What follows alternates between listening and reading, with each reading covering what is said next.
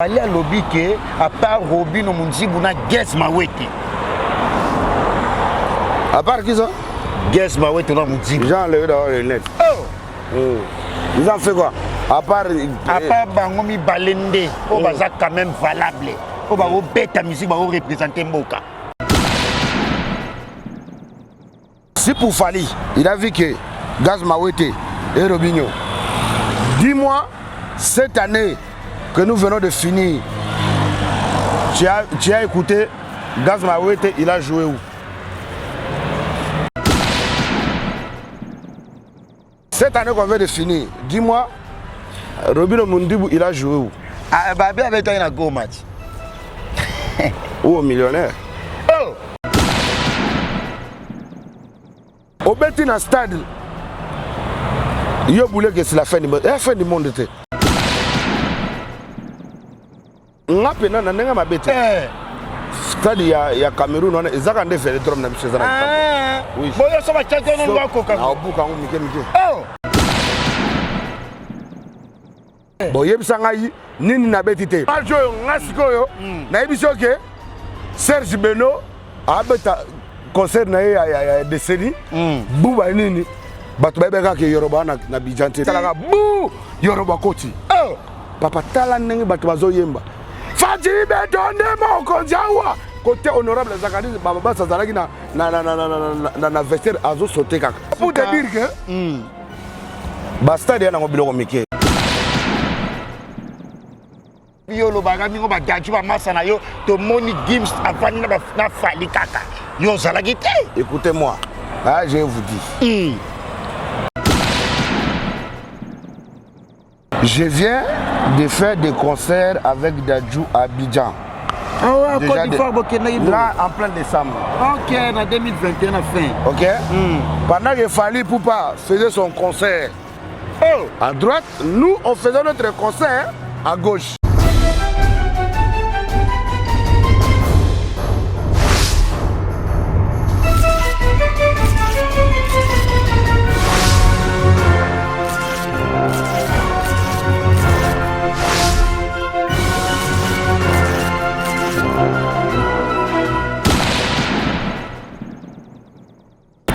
Salut, bonne année fidèles internautes. Le mois de février, en tout cas, a bel et bien commencé. Votre prince Bakali, Moana Roi, grand frère Didiston est là pour vous servir. En tout cas, je reçois Yoruba Swag, les pères de la nation. Depuis l'année 2022 a commencé, j'étais en déplacement, j'étais de retour. Tout le monde en a quitté. En tout cas, Lelo Nazo Yambaye pour votre plaisir, fidèles internautes. Merci mon patron de la nation, Mangaya Pichu, boss lady la française la plus belle. Merci la grande équipe de Club.com, Steve Labeke derrière la caméra. Merci mes différents partenaires, puis sponsors officiels, il y a Willy Moucheni Kodamboka. Viens dans un concert, il y a Héritier Watana Benakati, il y a Turquie, il y a leader américain qui s'injure, c'était très bien passé. Merci ma confiance. Grand frère propre, ma trousse de survie. Il y a Jamal Moukounaïwana, il y a Joli Menga patron. RB. Il y a Roger Bandou, patron RB Fondation. Grand frère propre. Il y a Roger Bandou. Merci notre Congolais, Français, Américain, triple nationalité. Noël Kamaya, le nécessaire Yamboka. Et puis boîte Ezamoko, Nalubumbashi, Kolosi, Goma, bientôt Dubaï. Rivonia chez Patrick Baraka, eau potable et les boss. James Kabengele, l'homme des immeubles, l'avenir des immeubles, merci à toi, merci infiniment, maman Emeline Zemba, il y a tous Pépélé, Mbetolo, et puis événement Ezamoko. Nakati à Poitiers, on a la ville à Poitiers, plus précisément en France, Tonto Bokelo, Bokelisation, Tonto Bokelo a fêté anniversaire le 18 juin, Nakati à Poitiers, on a Poitiers, événement Ezamoko, le 18 juin 2022, Oyo, Tonto Bokelo. Azo fêté l'émission anniversaire, il y a dansé. Yoruba Swag, les pères de la nation, il est là. Pour le plaisir de Dani Chandou, chinois congolais, les jeunes influents, les propriétaires, allez Chandou. Il y a Bruno Lubika Mongo, il y a propre, il y a Foule Lukisou, mais c'est le président. Nixon Boutique, la bière de luxe.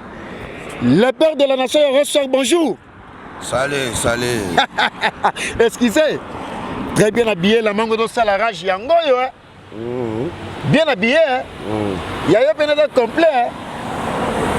Ça va ou quoi? Et puis la ligne parce que la monde a un cigare qui est cher. Non, ça va, c'est la bourgeoisie. Oh! Ouais. Hein? Ouais. Le change car, on tire un peu bien là-haut, tire en gamme. Non, on change. Hein? On a toujours changé. On a tout. On a des voitures différentes. On a des jeeps différents. Eh. C'est comme ça. Jeep, qu'est-ce qu'on a ligne autant moi na jeep na yo, on a un chauffeur. Chauffeur no vient la kumba ko boyo wala va na sima lo ministre. On a bourgeoisie trop yo robo. Oui. OK.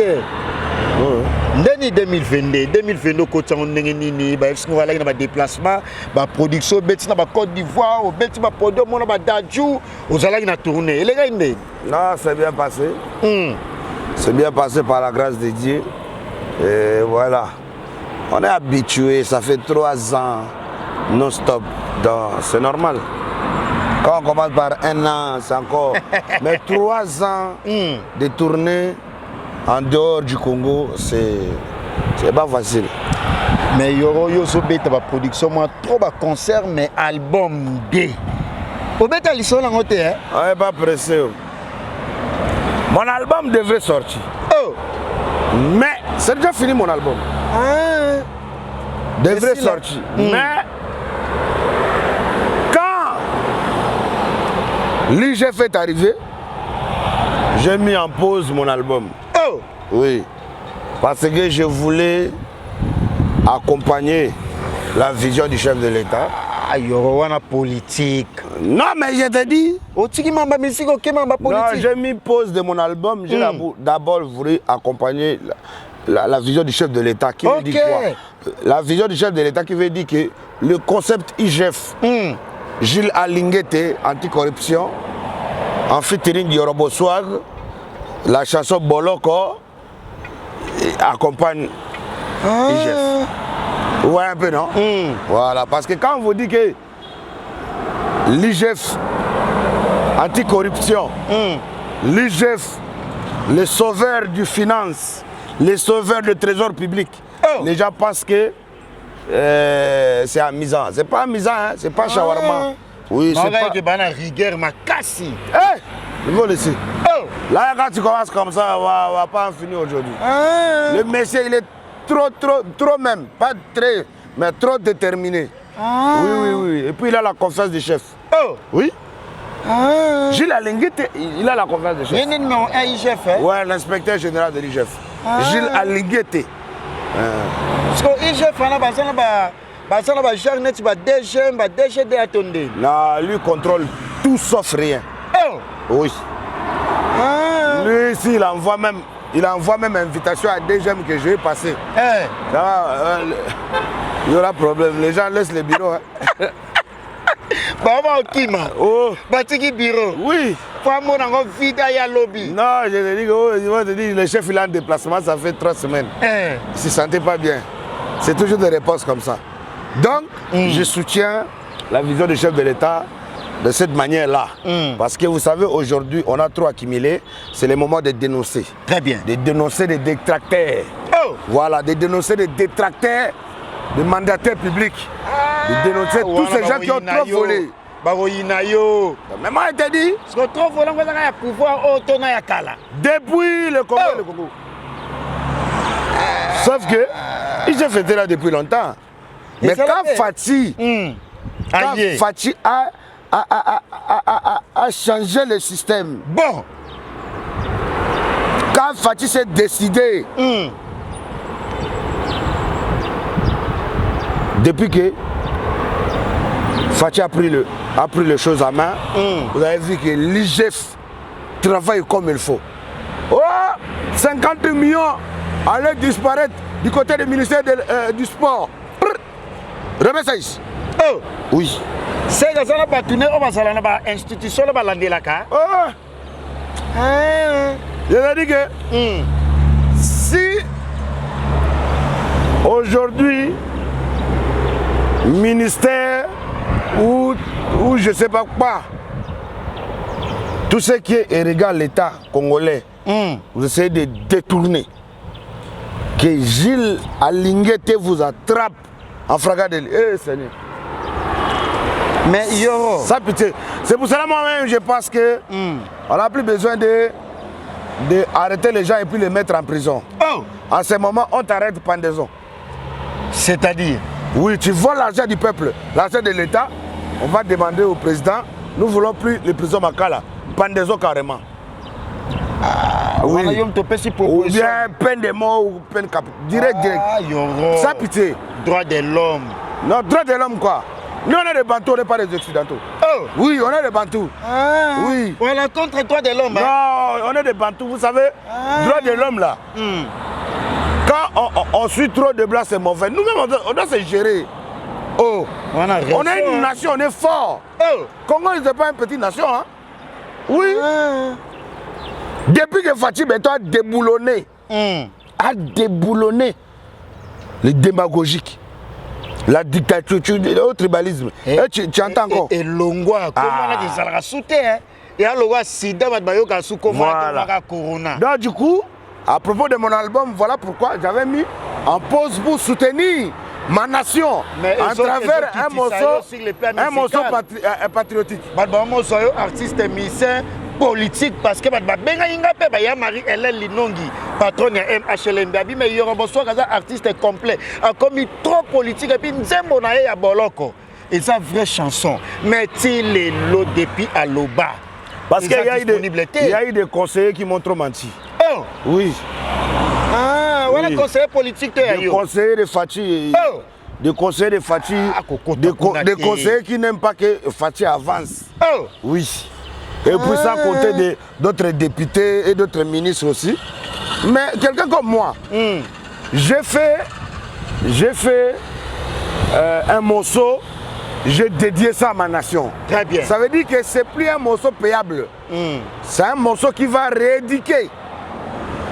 Vous voyez un peu la conscience de nos détracteurs publics. Aujourd'hui, les mandataires publics réfléchissent 7 fois avant de voler. Pourquoi? Quand il va voler, on va appeler Yoro. Ok. Oyibamo waleta okokende na boloko. Okokende. Ovinga mokonza mboka. Okokende na boloko. Hey. Okokende. Toyembela bango prison. Prison.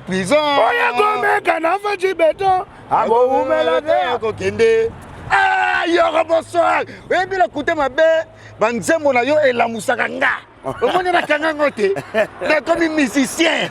Ah, Yoro bonsoir. Maman na chanson. Défaté. Parce qu'on a lingango solo yemango na mona ko ba plus le roi Bill. Non, nini. Tu as bien commencé. 2022 là, j'ai dit j'ai pas giflé quelqu'un. Gifle que tu as ramassé là. Tu allais voir les intercelles et les mines d'étoiles. On met une maman à frère. Non, il n'y a pas de frère. C'est mon frère collègue. Non, c'est bien, c'est mon frère collègue. C'est bien, mais la Liga, voilà, bah, geste, voilà. Ça fait longtemps. Ça fait longtemps. Non, c'est quand même. Il fit un bosseur. Ici. Oh. Oui, il fit un bosseur. À l'époque, hein. Depuis que quand ils ont quitté chez eux là, c'est là où tout a. Mais il fut un bosseur. Mais Yoro, bon, en bref, en bref, le morceau de Fatih Beto, autrement dit, la chanson patriotique, ça veut dire que le titre c'est IGF. Donc moi-même, monsieur l'IGF, je suis là. Donc le morceau, pour te dire la vérité. Mettons 2 semaines, tu vas voir le morceau sur les réseaux. Très bien, là c'est une bonne chose parce qu'il y aura. Donc fin février, oui, fin février, maintenant seulement fin février. Fin février, tout ce monde promotion parce que les rôles accompagné par artistes et musiciens. Nous vous signalons, je suis bel et bien avec Yoro Boswag, le père de la nation, artiste et musicien engagé. En tout cas, il est crédible parce que fidèles internautes, il faut y aller pour nous comprendre où on a le lobby. Merci à toi, Willy Pensien et les bailleurs de fonds, champion Adol Mokonza La Rochelle, Mabita qui sont mes ma champion Caps Kapanga la couple Batambongo. Merci à vous.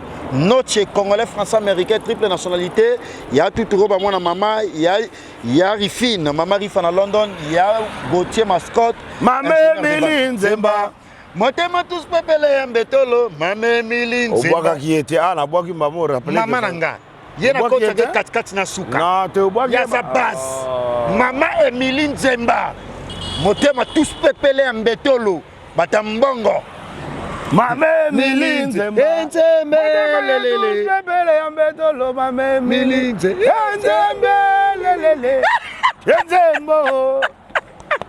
Yoruba Mame Emilie Nzemba Yoruba suka Mame Emilie Nzemba Yoruba suka mais Yoruba lokuta be ebe lambo badani chandu babenga hinga babi polémique mo mikolo zo leka ba wata balata bilambo be bateka na ba réseaux sociaux yo pe kosomango hein papa est-ce que tu sais que Yoro là moi j'ai toujours dit Prince Bakali il n'y a rien qui peut nous impressionner au Congo. Oh. Personne ne peut nous impressionner. La vie nous appartient à nous tous. Très bien. Voilà. Si ce n'est que vêtements là, il y a beaucoup de gens qui s'habillent, mais ils ne savent pas partager. Ils ne partagent pas. Ok. Tu vois un peu Regardons un peu cette image où je suis allé faire des dons. Oh. Et puis on revient.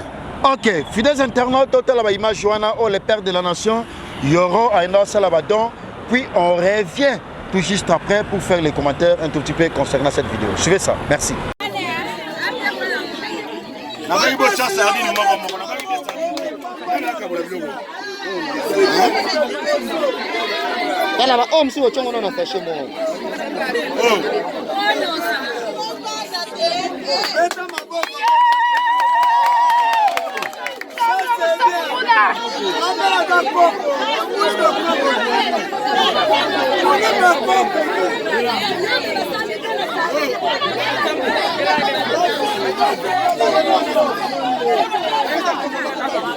Kakalisi non ça.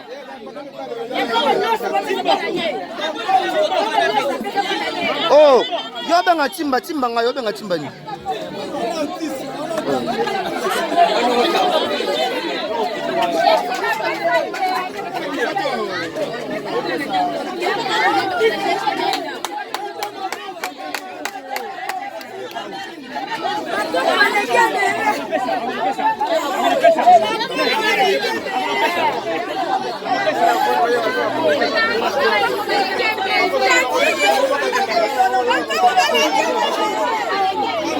Bino wabanga na bino de bino waza mbuta. Bino baba mbuta boza na bino wabanga je.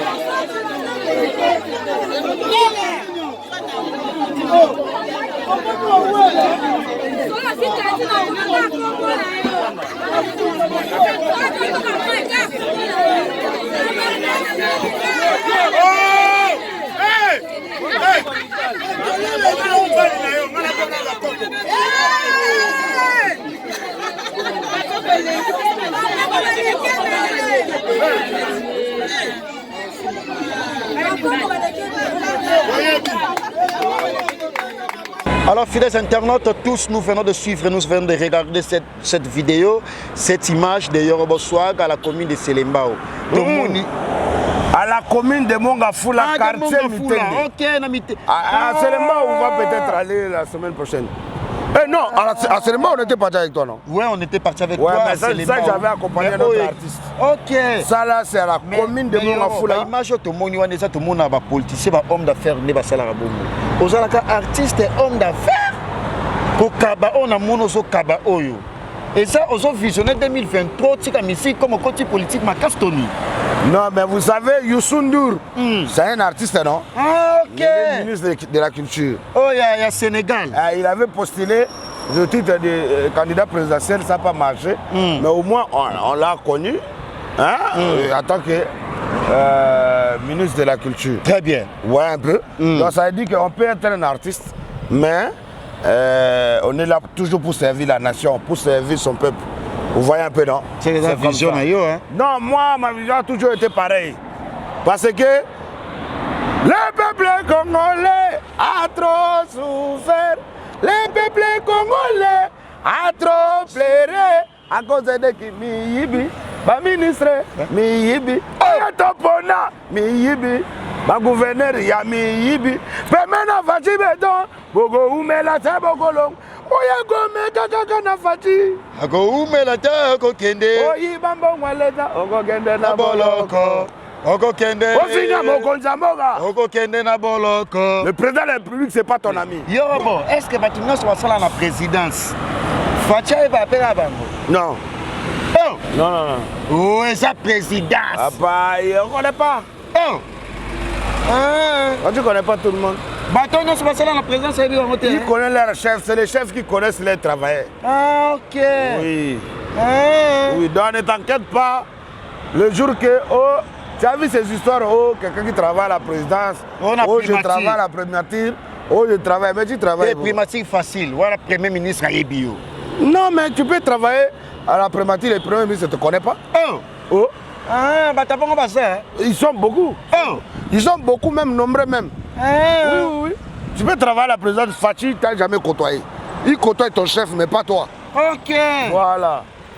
Ah. Donc aujourd'hui, en tout cas, je salue Mokonza Mapinga. Hein, je salue Général Pierre. Hein, Moninga ya Mokonzi Nabiso Chico. Donc, et puis je salue Général Christian. Au moni bateau bazo battre dans Mokonza Mboka. Faut pesa bango longonia. Parce que Général Pierre à côté il y a Moutarabiso Raïs. Moi c'est côté toi na Général Christian et puis il y a un Mokonzi Chico. Na ligo pesa ba kombote po bato ba boto là. Yoro so to kota na bandaka les bato ba zuzu. To kota na actualité directement. Quelle actualité encore? Olanda qui artiste Fali. Désormais mon grand frère Chabani Nonda est devenu président de Fekofa. Oh. Et je suis devant son immeuble. Derrière moi, tu vois là-bas. Immeuble ça Chabani Nonda. Oh. Oh. Yoro Bosot. Ah. Ma suite est là-bas là. Oh. Oh mon Vandawa. Oui. Ah. Yangwana benga ki obaki ya côté place de s'évoluer. Le président ça va. Je vous ai dit. À combien président Fekofa? Moi j'ai publié ça fait combien de mois? 6 mois passés. Je vous ai dit si quelqu'un comme Samuel Eto'o, il doit devenir quelqu'un de je sais pas quoi dans son pays. Ouais. C'est que au Congo, c'est Chabani Nonda. Oh. Parce qu'à Abidjan, on va mettre Drogba Didier. Aujourd'hui, ça c'est réel. Emmanuel Adebayo. Qui ça? Emmanuel Adebayo.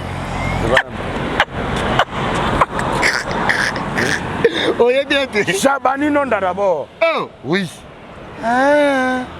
Chabani Nonda. Double brassard. Alande vient yo. Oui. Quand il regarde comme ça là. Ala pe via nani Massa Seleo. Hein? Master Seleo. Non, c'est un ami intime. Non, c'est un peu petit de Werason. Il a connu tout le monde chez Wera. Il connaît pas ça. Ah, il y aurait ça, ma limité, tout le monde sur ma émission. Je te dis que il a apprécié un ancien animateur de Wera, mais c'est le plus petit de Werason. Ah. Oui.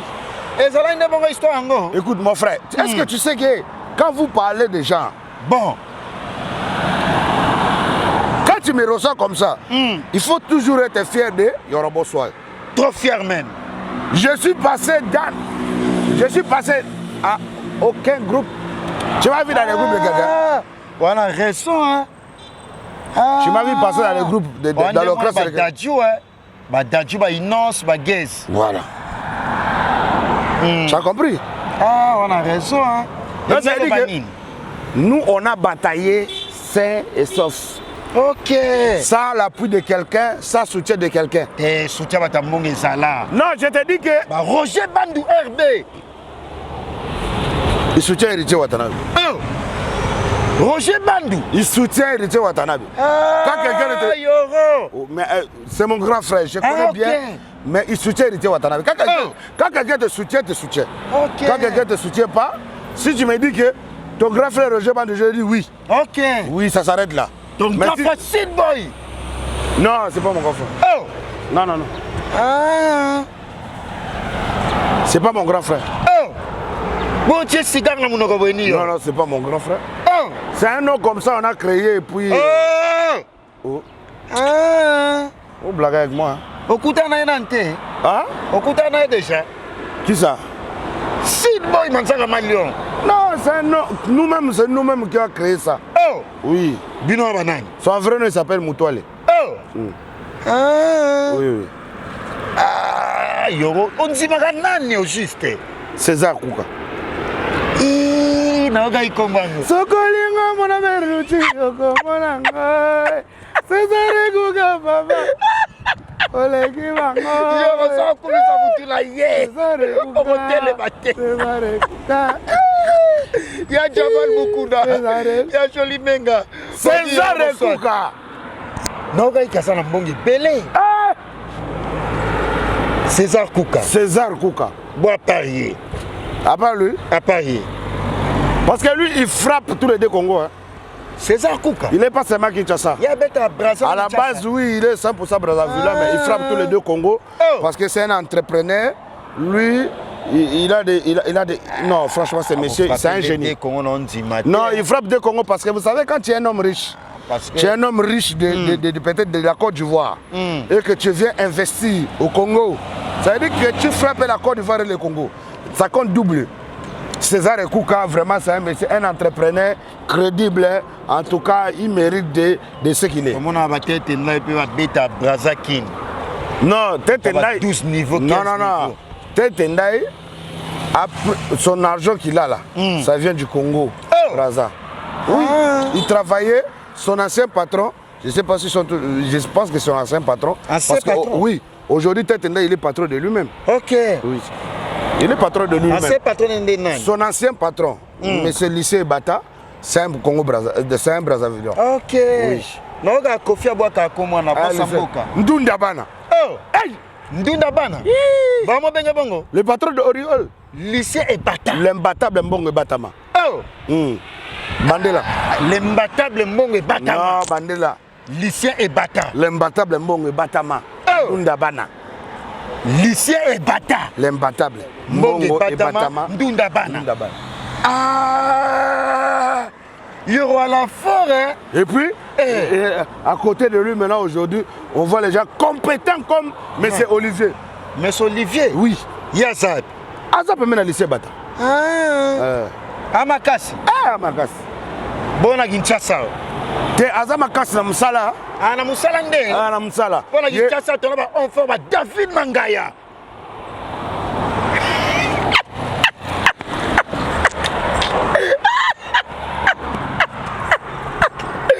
Sigala Udoko. Tu es solo là. Tu es solo là. Quel exemple Koti? Exemple ni. Nga muna l'action combo. Natangelo la première émission à l'action combo. Na placé la première émission au Yoga combo. Voilà, ça vous dit kabouté. Avant rappel. Ah, vous comprenez? Na oye biso pela que tozalaka la meriba. On peut mettre la piscine. Et ça, il y a la raison. On a la raison. On a la fière biso to la ine na hôtel du fleuve. On vieux casse, on y a sécurité. Au moins de toi boy. D'abord, je jette des fleurs à ma sœur Fanny Chis Mangaya Béton, bébé Béton la princesse. Donc Yaya Masaranga Anthony Chis. OK. L'héritier du trône. Et David Mangaya, ils ont monté Maya Fanny Mangaya Tshisekedi, donc la fille aînée du président. Il y a un monique boss d'Inda Zawana, Azam Tomoko. Au moins, il y a une campagne de Salatala, les loyaux Motango, Bimissango, la CPL. Au moins, il y a une communication et salama. Et salama, Batanga Kombo. Vous comprenez? Comme Kota. Nous, quand on crée, ça ne rate jamais. On est qui n'a pas merveille, Rambo va Sankara de Kunta. Non. Moi, ça n'a Sankara. Oh, Batanga Kombo. On a Sankara de Kunta.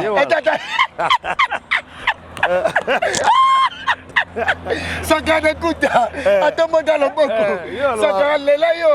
Ayoka solo na yo. Ayebi ke Masana. Atumbi.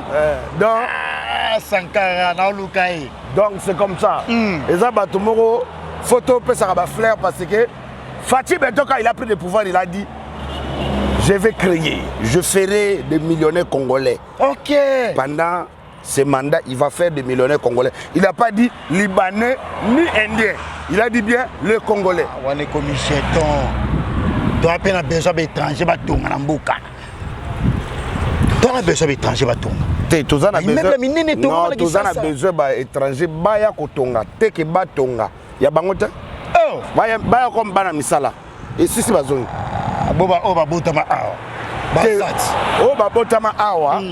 Ça veut dire que il n'y a aucun étranger qui peut être riche plus que le propriétaire de à qui devient le droit. Ah, on a raison. Oui. Tant que bengana biso na bangola. Tant que bengana biso na bangola, on va être etikali. Bengana biso na Congo Brazza, nyonso etikala. À la seconde. Etikala. Donc on monique le loyopé perdal ou pas on est na Brazza. Voilà. Champion adol. Vous comprenez? Donc mindele bako zala te ke ba le kabiso na la. Très bien. Faut pas zalande ba travailler na biso. Bi tonga na immeuble. Atonga silisi azumbo na zone. Neti ba Willy Mouchende ba na ba travailler à mindele. J'ai pas vu ça mais bon. Code Mboka. Au monde encore déjà. Hein? Na mikili na ogai bongo. Na mona na mikili.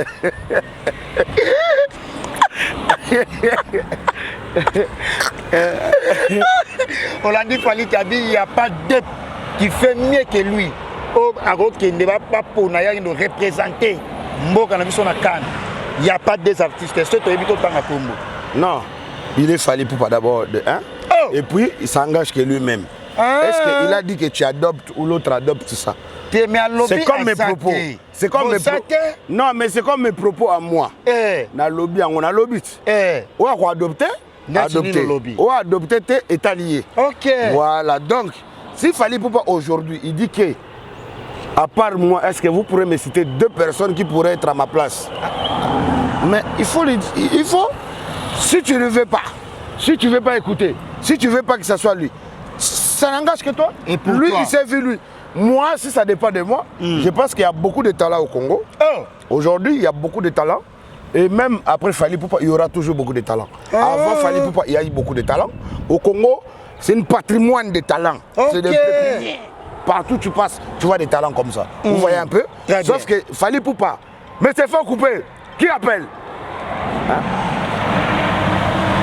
Ne coupe pas vite ça. Si ça Abed Achou, tu dis que je suis en pleine mission. Oh! Oui.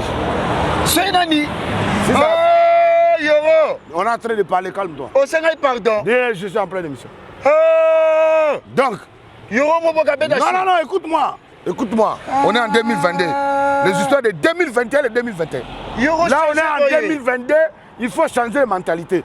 Même mentalité, si les mentalités là voulaient t'enterrer, il faut chasser cette mentalité là. Il faut évoluer. Évoluer oui. Dans la vie. Dans la vie, c'est comme ça. On a pas dit Abed Achou. Non, parce que. Pas trop beau gosse. Oui. Abed Achou. Mais est-ce qu'il faut bon ça pas Raouf. Faut bon ça pas Sid Boy Mansaka Malion, on a 2022. Non, on dit que, vous savez, Abed Achou, je suis le seul. Et je te le dis bien, je suis le seul que Abed Achou qui peut parler d'Abed Achou quand il s'agit d'Abed Achou. Oui, je suis le seul. Parce que qui peut parler d'Abed Achou? Les seuls. Gaz Mawete, il peut parler d'Abed Achou.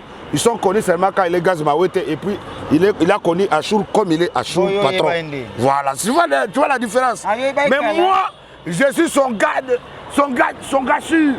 Donc ça veut dire que les choses, je n'ai pas dit les mauvaises choses, hein, mais des bonnes choses que j'ai eu à faire avec Abed Achou, qu'aujourd'hui beaucoup de gens ils peuvent entourer Abed Achou n'ont pas eu cette opportunité de faire ça. Il y aura comme reconnaissant. Non, vous savez pourquoi souvent ça nous énerve. Parce que quand tu vois que ton ami, ton frère, aujourd'hui, il y a plein de gens qui accaparent ton frère avec des petits mensonges à gauche, à droite, c'est énervant. Oui, c'est énervant. Donc on ne peut pas accepter. On ne peut pas accepter. L'autre talibou, il est rappelé. Et il a lancé un mission à la télé, la yola.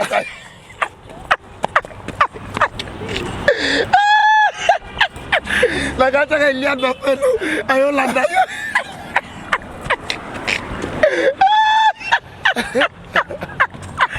La casa est liée. La bague est bien liée. Elle est là, elle est là. Dadisha, nous chinois congolais. Le propriétaire Dadisha.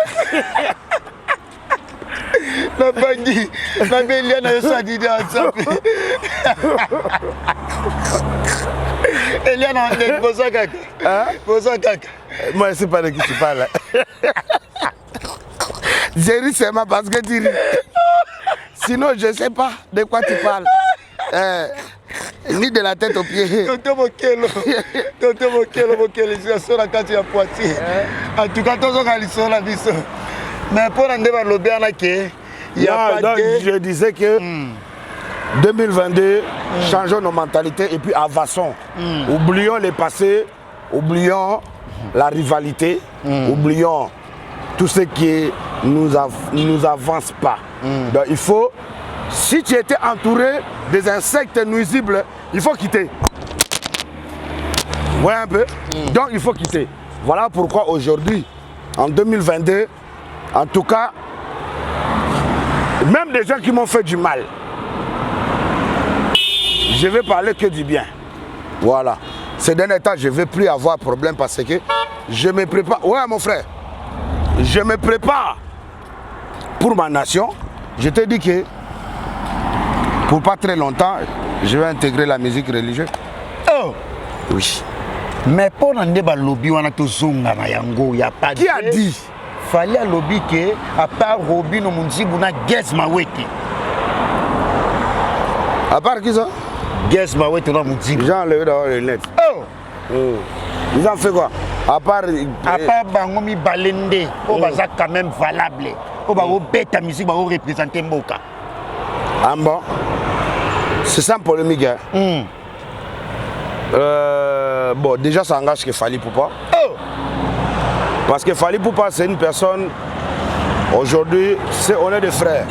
Après, moi, je dis toujours, tant que nous roulons, si même Macadam, tant que nous prenons tous des avions pour voyager, business class ou jet à louer, ou bien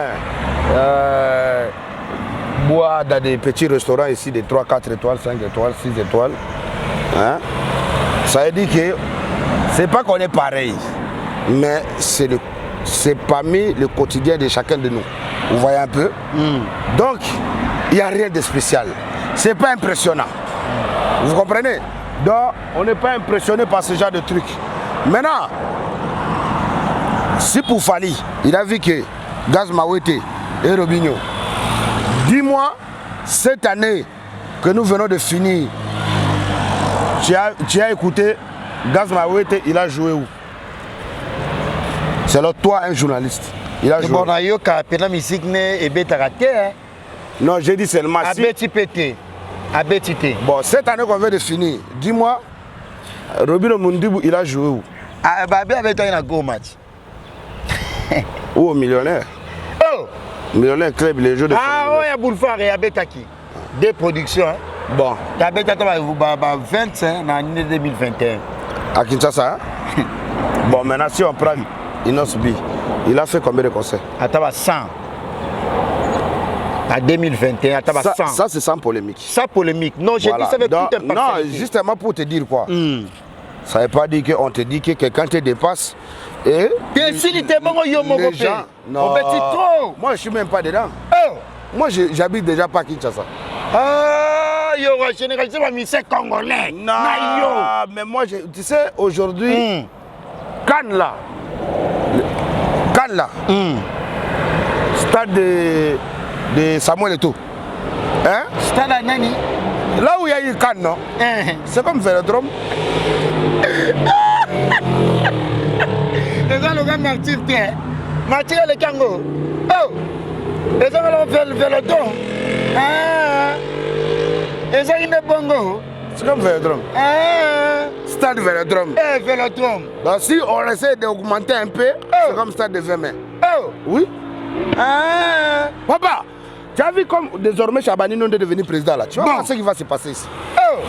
C'est pas pour rien que Fachi Beto a donné des passeports diplomatiques à Gims. Parce que Gims, pour la première fois, il va faire le plus grand que vous avez jamais vu. Studio là. Papa. Mouta outi poto aye ambassadeur à Rumba. Oui, il mérite d'être ambassadeur à Rumba. Ici au Congo, qui on peut mettre ambassadeur à Rumba à part Gims? Ah, pour y aller à Rumba. Ah? Tout ce qu'ils font, tu n'écoutes pas la guitare? Même tu n'écoutes pas là. Il y a toujours des touches. Babetta, voilà. Moi, ça. Non, mais je te dis que. Et puis, à part ça, maintenant, Maître Gims, quelqu'un qui achète jet comme si achetait catch, comme un taxi. Oh! Oui? Il y a aucun artiste congolais qui a un jet à Paris.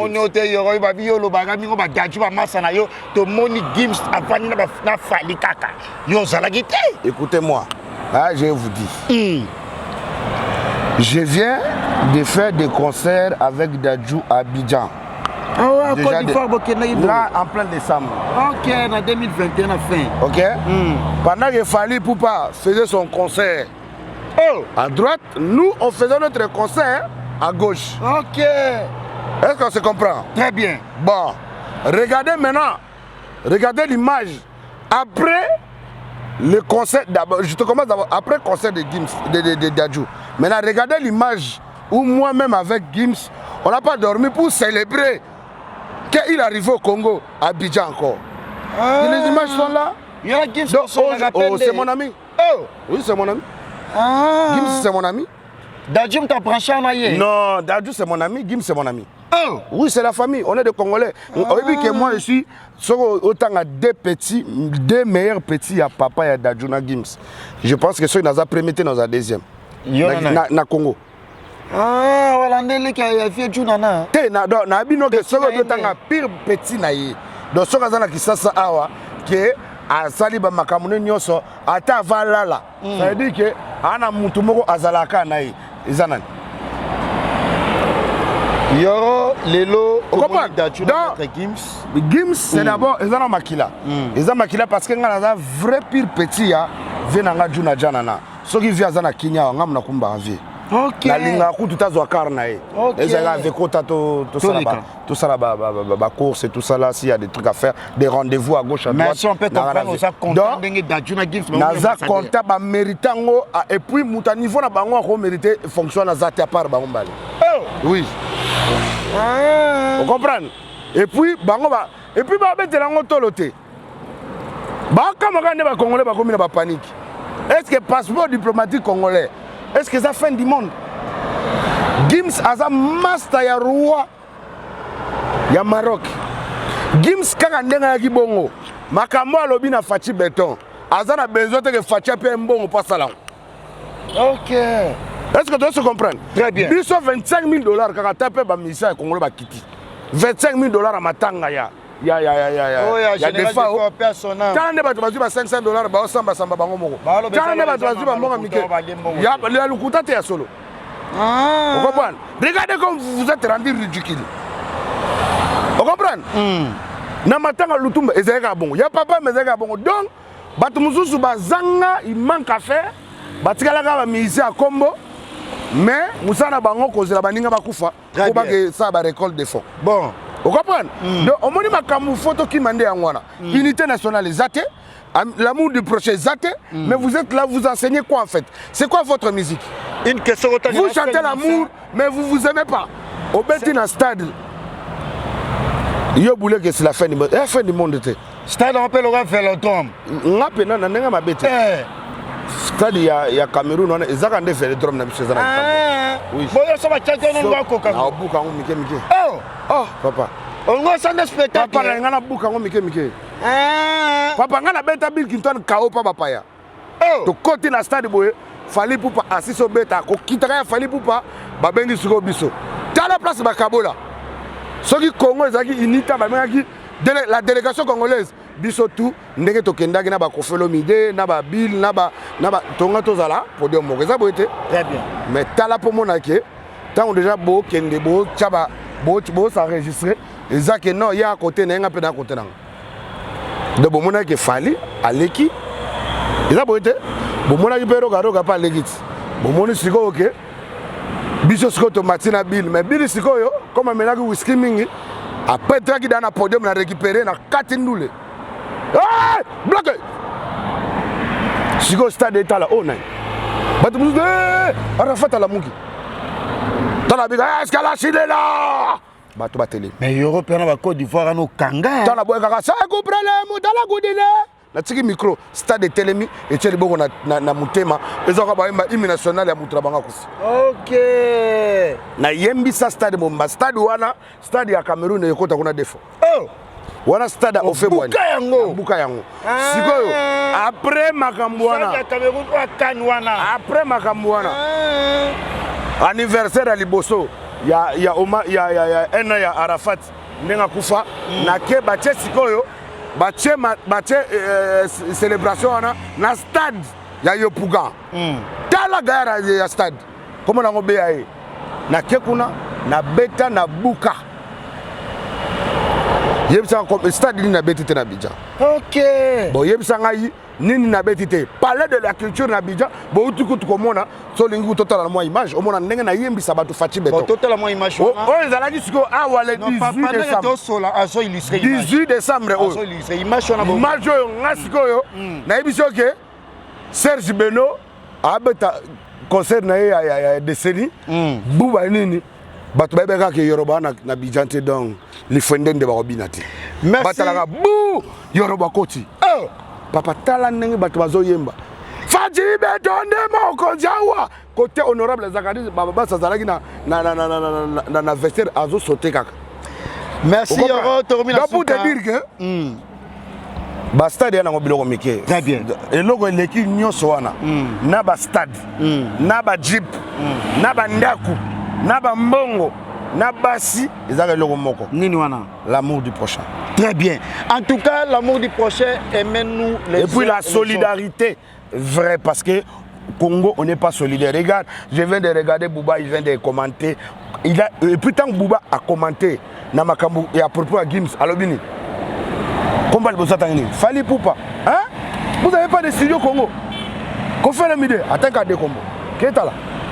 Samiga Sigo. Donc on a le banoke. Et comme ici Batou et loko Gims a rosala ce qu'on a mboko Gims Tambo Yambage a wana sasa botala akaraté comme un artiste congolais. Papa Gims allez qui ba premier ministre na biso na bambongo.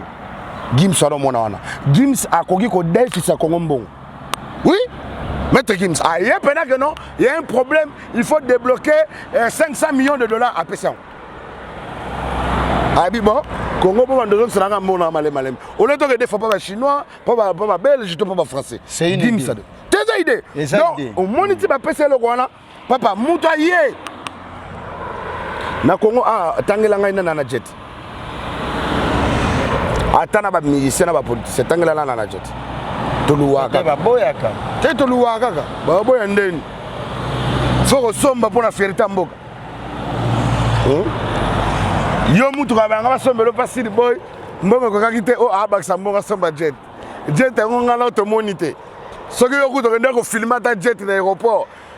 Banga batake osekanga mama mutuka voiture ba promettant yango to komo kende une année et demie awa. Pour au tchana ki nga tembe.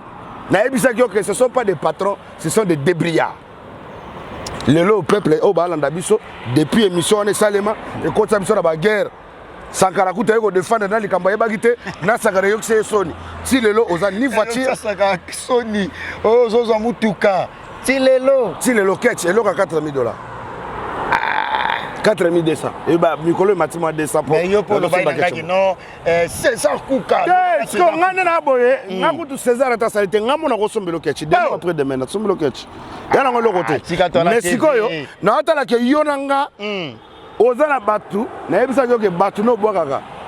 Tezaka la bwaki trote. Na suki na ya Jamal Mukuna ya Joli Menga. Roger Bandou RB Fondation. Roger Bandou ndazawana. Na yebe ke moko so ala muki ba kabaka akosombelo ketch akosomba po yeba Nairobi ba nini ba ketch na moins cher ezaka ba prix ba Dubai champion cup kapangala motema mabita kisombi na moni ya Willy PC ne champion adol wana pena na monate te wana tangi bato la tikala ba yebi kaka ozaka no ba $100 ba ya Bruno Lubika mbonga propre vie wana to zo boka vie bosombela nga voiture parce que ba komodo tangi za moins 6 soki na moko ba che ata 800 na 6 wana sombi voiture. Aucun homme musika te calcule en wana. osomba ta keti Tiko benga combien de fois parce que boss Hicham ye mutu azoteka ba jeep solo yebe mutu azobongisa ba jeep solo boss Hicham asa makasi auto excellence non tant va commencer publicité na yebisi yo boss Hicham auto excellence boss kaka na Hicham avenue de la auto Gombe excellence oui na avenue de la Gombe wana boss Hicham auto excellence cousin ya Basel Chou ya cousin ya Basel Chou parce que Basel Chou sikoyo aza mutu ageraka charroi automobile pas abera sur kuna place bateka ba jeep place batumu bakenda saba oui et puis dès on est la car surtout na bouleke mokolo zo ta car ezana manjari oyi manjari ole la monte est-ce que tu connais le manjari? Je connais pas ça. Ça dit que climatisé on va défater. Voilà. Climat somme. Voilà pour la gamme. Oko baka yoro na rappelé on a kala na ni mutu mombangwa. Na retraite la somela ma pipo mutu kaliboso. Na somela ngai. Oh. Papa to sala to beta ba tourner na biso na Brazza. Somela be ba mituka. Tenga nga batu na ba sala nga tu na travailler na bango. Wana fana tinde poto. Oh. Oui. Boyom to tina ma pipo poto. Oui.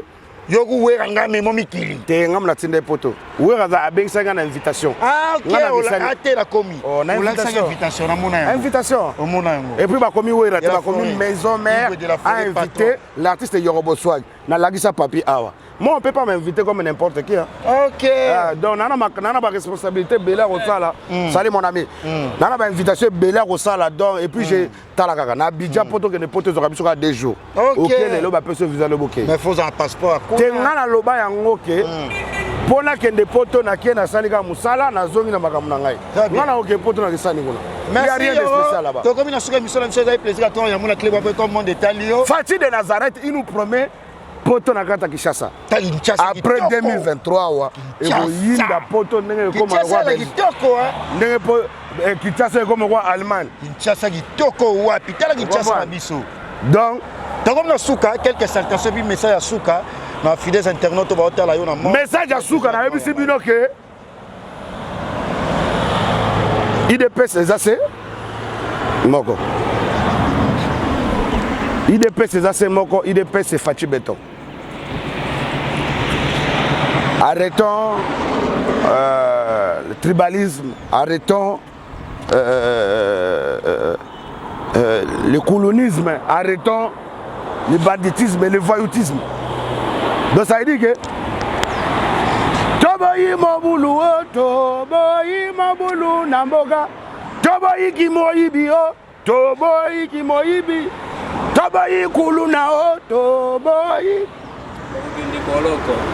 Oye komeka na Fachi Beton ako umela taya kolongwa Oyi bambongwa leta oko kende na boloko mais tous sont Fachi Beton. Soutenons le chef de l'État. Soyons soudés. Naebi Zakabino Dana Nzembo. Au Beli, au Pemi, au Koufi, au Longwe, on insisté bouton indéterminé. Ce qu'on sera dérouté, au Longwe. Donc, aimez-nous vivants, aimons-nous vivants, aimez-nous les uns les autres. Et voilà. Mais, je vous dis, arrêtez de petites rivalités. Il n'y a personne qui est plus fort que personne ici là. Vous voyez un peu, non? Voilà. Donc, aux anaoya kolia pe akomela kumisa nzambe kolobate ke soki ngaite nani yango soki yote ngana ngo. Non, nous vivons grâce à Dieu. Mutu moko ta ko sisa nzala mutu awa. Na mboko toza. So babi aussi nzala ya presse bakalinda za. Okokate. Très bien. Très bien. Oh, Richard Kabala, la presse bakali akboyi. Il y a Richard Kabala, les clubs nouvelle version. Nous sommes derrière Sozacom. Donc, Lunch Bar, les clubs. Richard Kabala. Les boss. Non, il y a comme on est à Bongote. Comme on est à la vraie valeur sûre. Richard Kabala, la vraie valeur sûre. Oui, la vraie valeur sûre. Il y a Richard Kabala. Voilà. La vraie valeur sûre. Voilà. Les patrons de le club, nouvelle version Lunch Bar. Comme on a et puis, la PC Moutolangaï, Boss Stéphane, Yebalobi, Yemutu, Azana, nouvelle version, puis il y a Jingle. na sima ya midema. Donc Monique, nous sommes la fierté congolais. Pour la première fois, les Congolais, les Telemi, les Komi Péradon, ils sont fiers de la jungle bar et de la sima midema. Quand on a venu à l'ambassade d'Italie. Vous comprenez? Voilà. Donc, ils sont fiers de la jungle bar. Ils sont fiers de dans les clubs. Il y a des gens qui sont na jungle bar payé côté nous tenons Stéphane Aza. Donc tout soutenir biloko bana mboka parce que en tout cas sinon lelo to comme au na boulevard lelo ba congolais zati otuna onan indien onan libanais onan indien onan libanais siko onan Shabani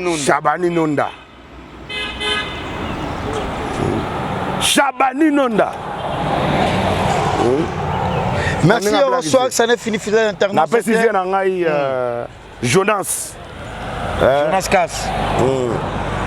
Jonas. Jokas.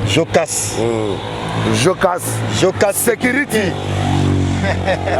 Venanga Jonas Kassind. Jokas. Venanga Jonas Kassind.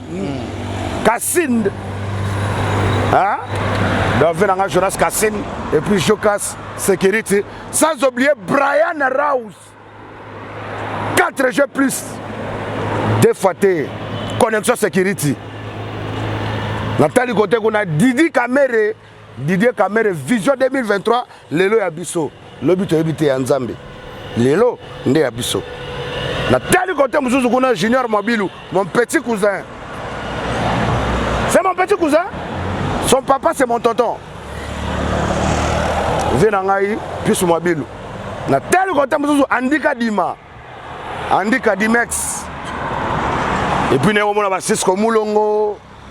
Nous avons Christian Mumba.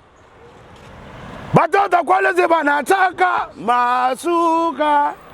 Batata kwa leze banapenda masuka. Yoruba papa na yimba masuka. Bloqué. Mukuya tucheze masuka. Masuka ekala pakiti. Mama Fifi. Masuka ekala pakiti. Wenje tunachagua nakwambia ke batoto wa Kolwezi. Tu vas m'accompagner au Kolwezi Non, OK na yo. Ouais.